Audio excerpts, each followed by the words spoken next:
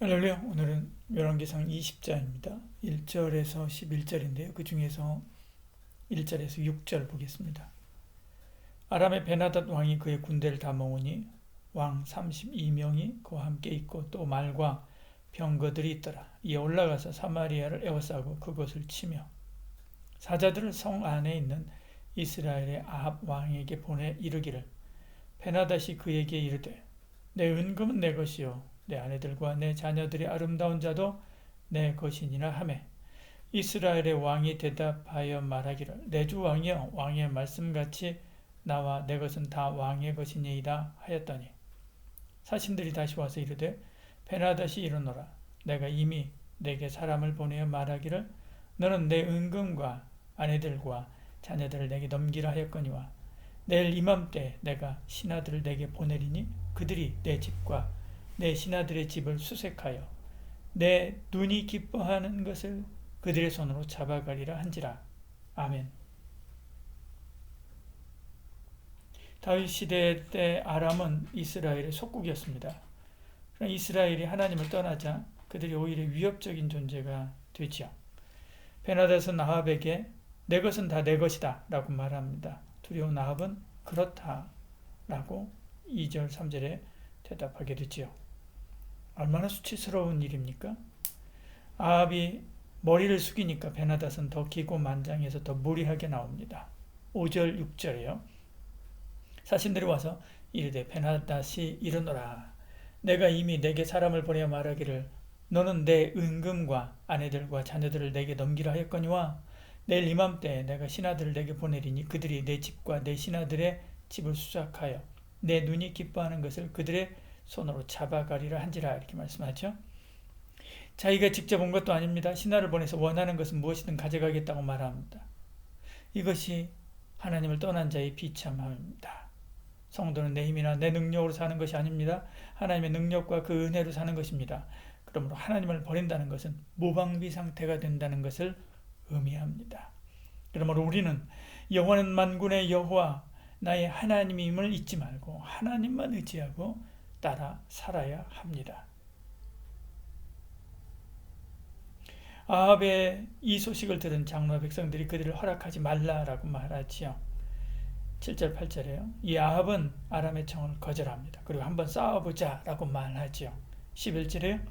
이스라엘 왕이 대답하여 이르되 갑옷 입은 자가 갑옷 벗은 자 같이 자랑하지 못할 것이니라 하라 하니라 말씀이지요. 이 말씀은 군인은 갑옷을 입을 때 자랑하는 것이 아니라 벗을 때, 곧 전쟁이 끝났을 때 자랑하는 것이다 라고 하는 뜻입니다. 한마디로 길고 짧은 것은 대봐야 하지 않느냐 하는 거죠.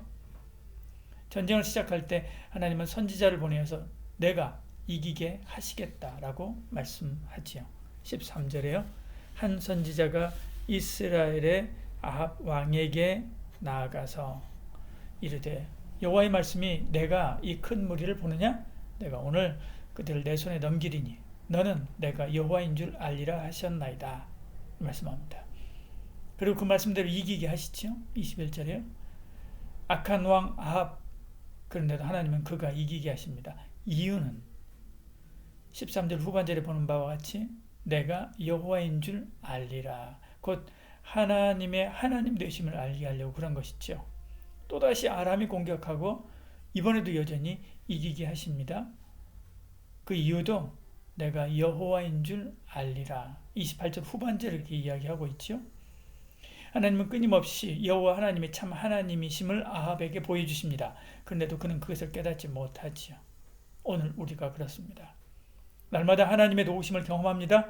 그런데도 하나님을 깨닫지 못합니다. 우연이라고 생각하고 자기 능력이라고 생각하고 누군가의 도움이라고 생각합니다. 그러나 티끌 하나 보고도 하나님을 생각하고 고백하는 자는 복이 있죠. 그런 자가 하나님의 은혜 안에 거하는 사람입니다. 이스라엘은 아람과 전쟁에서 이겼습니다. 베나닷이 항복하지요. 전세는 역전합니다. 그는 목숨을 구걸합니다. 아합은 베나닷의 항복을 받아들이지요. 그리고 그의 아첨에 우쭐해서 한마디의 책망도 없이 그를 놓아줍니다.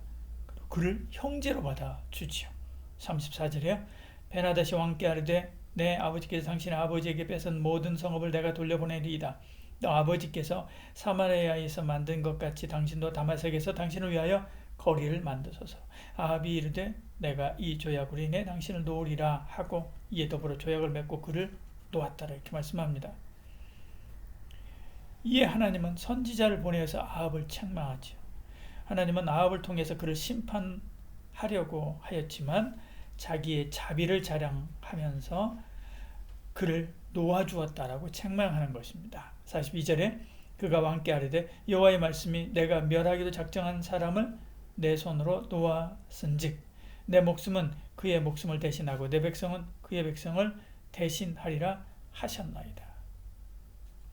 아합의 행동은 배임이지요. 그것에 관한 책임을 져야 할 것이다 라고 하는 말씀입니다. 이처럼 우리도 나를 나타내기 위해서 하나님 앞에서 배임, 횡령죄를 지을 때가 많습니다. 나를 높이고 나타내기 위해서 하나님의 말씀과 뜻을 왜곡해서는 안 됩니다. 우리는 사나 죽으나 하나님의 말씀대로 살아야 되지요. 그 진리를 35절 36절에 선지자들을 통해서 이야기하고 있지 않습니까? 늘 주의 말씀을 따라 살아가는 저와 여러분, 주의 말씀 앞에 절대 복종한 저와 여러분, 내 감정보다도 내 생각보다도 내 가치관보다도 주의 말씀을 더 소중하게 여기는 저와 여러분 되기를 축복합니다. 기도하겠습니다. 사랑이 많으신 우리 하나님, 우리 가운데 함께 하시고 은혜 베풀어 주시사 나의 모든 일상 속에서 여호와가 나의 하나님임을 알고 고백하고 감사하고 찬송하며 영광 돌리는 저희들 되게 하여 주시옵소서. 예수님 이름으로 기도드리옵나이다. 아멘.